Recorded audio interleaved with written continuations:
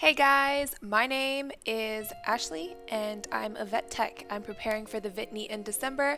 I am doing these videos to study and practice before my VTNE. If you're taking your VTNE or if you just want to learn something about the topics I'm talking about, go ahead and subscribe. If you have any more information, anything to add to what I'm saying, make sure you comment down below. Add a reference, add a source, let me know so we can learn together.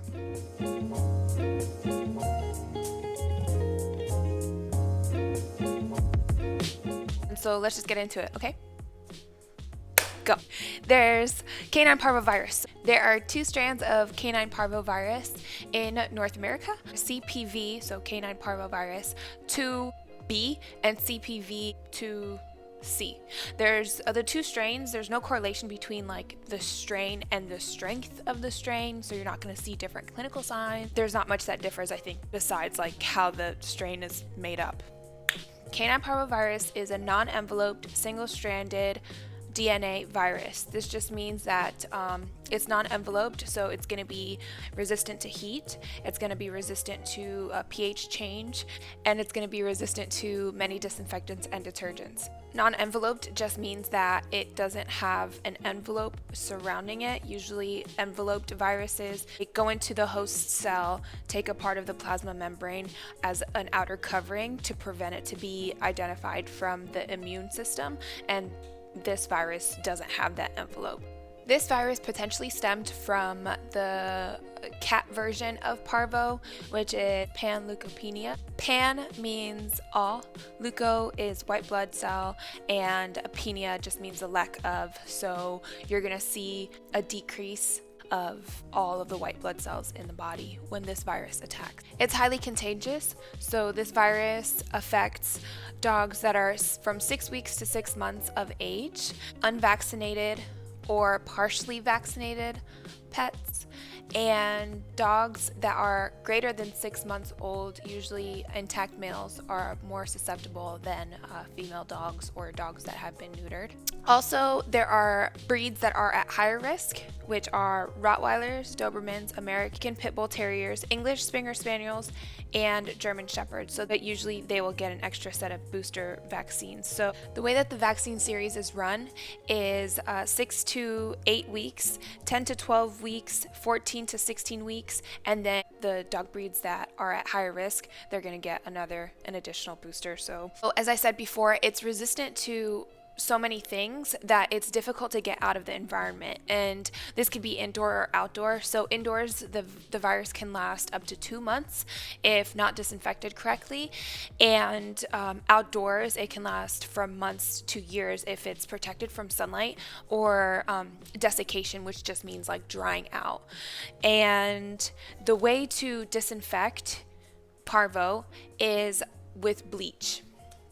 That's the main disinfectant that you're going to find in any household, and also it should be in any practice, because that's really what we use to disinfect any rooms or anything that has been in contact with any of the virus fomites.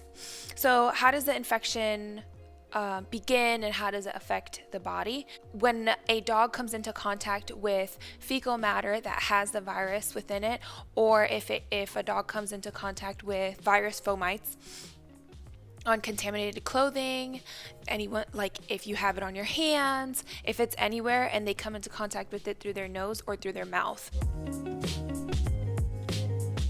So after the virus comes into contact with their nose or their mouth, the virus is going to replicate in the lymphoid tissue of the oropharynx, and then it will move into the small intestine, where the crypt epithelium, they're kind of like these finger-like waves in the epithelium, they're going to go ahead and necrose. Also, there's villi in the small intestine that absorbs nutrients, and this is going to be disrupted as well, while the villi will atrophy. There's also going to be disrupted gut barrier function, which just means that there's a barrier that protects the outside of the small intestine from the bacteria that you have in there naturally, and it can cause the bacteria to flow into areas where you don't want it, like the vasculature or the peritoneum. Then if we look at the lymphopoietic tissue and the bone marrow, these two places are where the white blood cells are produced, pretty much because it's attacking the bone marrow and the lymphopoietic tissue. That's going to prevent the production of white blood cells to happen. So that's why you're going to find in your lab work that there's panleukopenia, so there's a lack of white blood cells. Clinical findings, so generally they develop within 5 to 7 days, but it can range from 2 to 14 days. Keep in mind that if a dog does become exposed to parvovirus and they're unvaccinated and they do get this virus, they can potentially shed the virus within 4 to 5 days of exposure, which means that you may not see the clinical signs up to 2 weeks, but they are going to be shedding this virus, so they're going to be defecating and passing this virus along in their fecal matter within just 4 days of being exposed. Make sure you always clean up after your pets and disinfect with bleach. You never know what they can be carrying. Non-specific signs are going to be lethargy, anorexia, and pyrexia.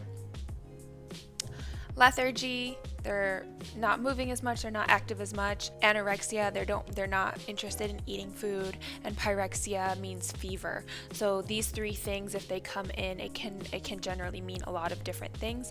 But when this progresses to vomiting, hemorrhagic diarrhea, within 24 to 48 hours, this can potentially mean that they have parvo. Severely affected animals are going to come in with prolonged CRT, which is capillary refill time. You're going to see tachycardia, dehydration, hypothermia, possibly intussusception, and leukopenia. So leukopenia just means low white blood cells. Intussusception is when the small intestine interloops within itself, so it's going to be a tube and it just kind of gets sucked up into another portion. That's intussusception. How do doctors diagnose this? They're going to look at the history, the signs, and the labs. So these are the things that we've already talked about. So the history: are they vaccinated? Are they unvaccinated? What breed are they? Have they been anywhere without completing their vaccinations? Are there any other dogs in their environment? Things like that. Their signs, what's going on, so vomiting, diarrhea, eating and drinking, things like that will give away what could potentially be going on. And then their labs, so when you run a CBC or a complete blood count, you'll see whether those white blood cells are high, low, normal. And then you can go from there, kind of adding the pieces to the puzzle. You will confirm the disease with an ELISA SNAP test. This should be available at any veterinary hospital that you're at. You take a fecal sample, you run the test, and it should be within 10 to 15 minutes. You should know the results. Veterinarians can also do antibody serum titers, and they can do gastrointestinal biopsies, but these things aren't as common. I've seen a lot of parvo cases, and I have never really seen anyone do this. With intussusception being one of the clinical signs, you can do ultrasound or contrast radiographs to diagnose this. The way that we treat, our favorite part, because this is where we come in. So with supportive care, 68 to 92% of the dogs that come in with parvo will get better. Yay! So how we start supportive care is by IV fluids. So they're going to be very dehydrated. You're going to want to rehydrate them with replacement fluids, something like LRS, plus or minus dextrose or potassium. Once the initial fluid and electrolyte deficit is corrected, then they can be put on a maintenance fluid, something like Normasol or another isotonic maintenance fluid. They may be potentially put on a colloid to help with the protein loss through the extreme diarrhea that they're going to be having. You're going to want to think about systemic antibiotics. These include amikacin, clavamox, Baytril or enrofloxacin, ampicillin, cefazolin, and metronidazole. You have to be careful because enrofloxacin can cause joint pain and swelling. So as technicians, we want to look out for those things and notify the veterinarian, because the Baytril can cause articular cartilage damage. So if we're seeing something like that, we'll just notify the veterinarian and they should be able to switch them to a different antibiotic or reduce the dose depending on the situation and what you have in your clinic. Antiemetics, so you want them to not vomit as much so they can stop losing all of these fluids within their body. So your doctor may want to give metoclopramide, chlorpromazine, or Serenia, so mirapitant. I say mirapitant. Some people say mirapitant. Anyway, gastric protectants are also something that they use. Your doctor may want to use ranitidine, omeprazole, and or sucralfate. Other considerations should be anti-inflammatories, nutrition, or antiparasitics. So when you're in a clinical setting, the last thing that I'm going to talk about is prevention and hygiene. So to prevent, vaccinate, obviously. When puppies come in with potential parvo, you want to make sure that they're isolated from any other pets in your hospital. They're cute and they're sweet and you want to share with everybody, but they might have worms and all these other things. They potentially can have parvo, especially if they're coming in with any of the clinical signs we talked about. And we want to make sure we disinfect with bleach. So the procedure is that you should disinfect, so spray down, wipe down, dry off, and then do it again. It's all about contact time, so you do want to keep that bleach on there for a little while before you go ahead and wipe all of that off. If you do have an isolation room, make sure that there's a bleach bucket on the outside, so when you're going in and you're coming out, you're cleaning your feet off because you don't know what you've stepped in if you're inside the isolation, or if you're coming out from outside inside, you don't want to make them worse by bringing something in that they're not protected against. Make sure that you have gloves, gowns, booties, so you want to cover your feet even after you bleached them, and then make sure you wipe everything down and clean everything off. I worked in a hospital that was working with like a pet store or something like that, and a lot of puppies would come in with parvo because they were in such close quarters with other puppies, and a lot of them would come in. Oftentimes you're going to be cleaning that cage out like almost every 1 to 2 hours because they're gonna be having constant diarrhea and vomiting, and you want to make sure that all of those fomites are being cleaned off properly, and you also want to protect yourself. So gloves, gowns, booties. You don't need a mask or anything unless you're really like worried that something's gonna like fly into your mouth, but it's not zoonotic, so even if you do get a little poop in your mouth, nothing's gonna happen to you, but you don't want to spread it to other animals. So just make sure that the dilution, I'm gonna leave off with this, the dilution of bleach is 1 to 30, so make sure that's the ratio that you're putting into the bleach buckets and into your sprays. So yeah, that's all I have for today. I can't believe, I feel like I almost memorized that whole entire thing.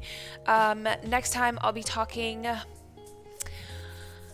maybe about birds, reptiles, or dentals. These are things that I need to work on, and it's not something that I have too much experience with. So I'm excited, a little stressy, but it's gonna be okay. We'll pass this together.